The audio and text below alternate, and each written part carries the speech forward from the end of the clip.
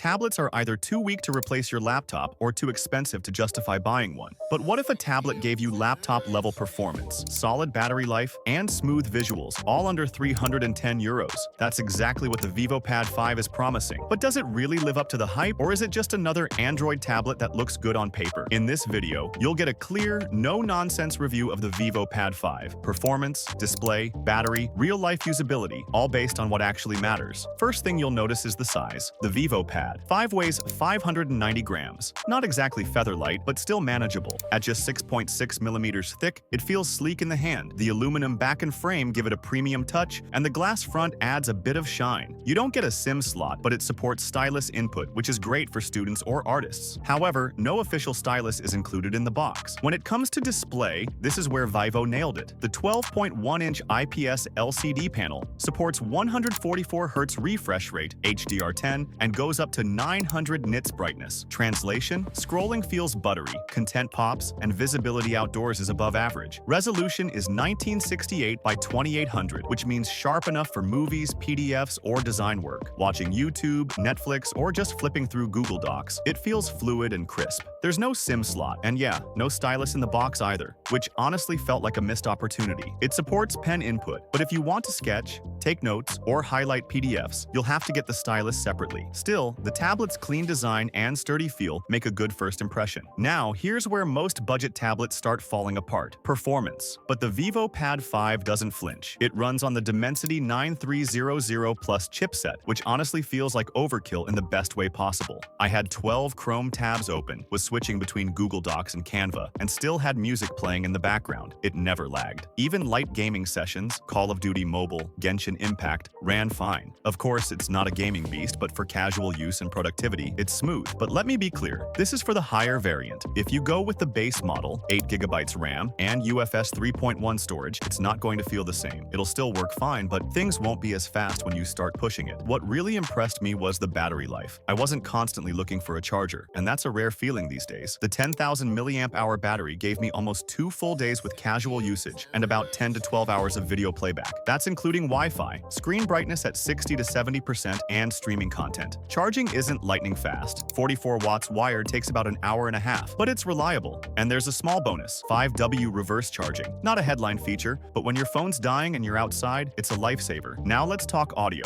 because this is where I almost dropped the tablet out of surprise. 6 speakers, not 4, 6, and they sound great. Loud, clear, with actual separation between highs and lows. Watching movies or even editing videos with background audio felt rich. There's no headphone jack though. You'll have to use Bluetooth or a USB-C dongle, which is a bit of a letdown, especially if you're someone who still prefers wired headphones. As for cameras, they're there, and that's probably the best way to describe them. The rear 8-megapixel camera and the 5-megapixel front one aren't winning any awards, but they get the job done. Zoom calls, clear. Scanning documents, done. You won't be taking Instagram shots with this, but let's be honest, who does that with a tablet anyway? Now, software. It runs Android 15 with Vivo's Origin OS 5 HD skin. Surprisingly, it's not bloated. No weird ads, no unnecessary pre-installed junk. Just clean, fast, and simple. Multi-window mode works pretty well. I had YouTube open on one side and Google Docs on the other, and it didn't stutter. You don't get a full desktop-like experience, and no, there's no Samsung DeX-style productivity mode. But it doesn't try to fake being a PC. It focuses on what it can do well, and mostly sticks to it. Connectivity? It's strong. Wi-Fi 6 and 7 support, plus Bluetooth 5.4. File transfers were fast, connection was stable, and pairing accessories like keyboards or wireless headphones worked without hiccups. But again, no SIM support, which might be a downside if you're always on the move and don't want to rely on public Wi-Fi or hotspots. As for ports, there's a USB-C 3.2 port that supports OTG, fast data transfers, and even magnetic connectors for accessories. But no GPS, no NFC. So it's not the ideal tablet for road navigation or mobile payments. Still, for most users who plan to use it at home, at school, or in cafes, this won't be a deal breaker. Now let's talk about the type of person this tablet is actually made for. And this is important. If you're a student who needs something lightweight for classes, note-taking, reading PDFs, and watching lectures, this is more than enough. If you're a freelance writer, designer, or social media manager who needs a second screen or something portable to work on, this thing can handle most of it. If you're a casual user who wants a good display for watching content, browsing, or even light productivity, you'll love it. But if you're someone who needs mobile data, or if you're into intense gaming, or if you need professional-level editing tools, then this might fall short. It's not made for that, and that's totally okay, because this tablet isn't pretending to be something it's not. It doesn't scream specs, it doesn't shout features. It quietly delivers a solid, no-nonsense experience that fits right into your life